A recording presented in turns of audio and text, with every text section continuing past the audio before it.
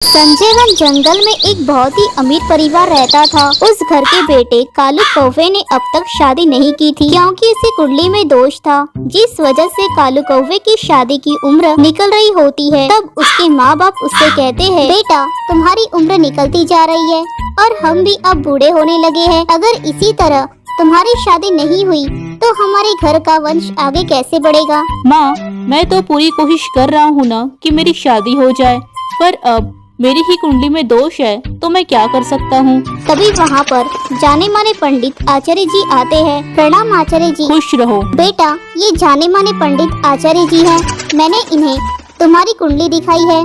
ये जरूर तुम्हारी कुंडली में दोष है उसका तोड़ निकालेंगे। हाँ बेटा, मैंने तुम्हारी कुंडली में जो दोष है उसका तोड़ निकाल लिया है। बेटा, तुम्हें उसके लिए पहले एक कुतिया से शादी करना पड़ेगा, तब जाकर तुम्हारी कुंडली का दोष निकलेगा और तुम्हारी शादी किसी पक्षी से होगी। माँ, मैं एक कुतिया से शादी कैसे कर सकता हूँ। बेटा, अगर तुम्हारी शादी एक कुतिया से होती है तो तुम्हारी कुंडली में से जो दोष है वो निकल जाएगा। फिर किसी तरह कालू कौवा कुतिया से शादी करने के लिए मान जाता है और फिर एक कुतिया का बच्चा देखकर कालू कौवे की शादी कर देते हैं। कालू कौवा उस कुतिया को शादी करके अपने घर लेकर आता है और वो उस कुतिया के साथ कुछ दिन रहने लगता है। कालू कौवा अब उस कुतिया को अपनी बीवी मान चुका था और वो उसे अपने साथ अपने कमरे में रखता है, पर फिर भी उसके लिए किसी भी पक्षी का रिश्ता नहीं आता है। तब कालू कौवा हार मानकर उस कुतिया के साथ अपना जीवन बिताने लगता है। तो दोस्तों, आपको ये कहानी कैसी लगी हमें कमेंट में जरूर बताइएगा,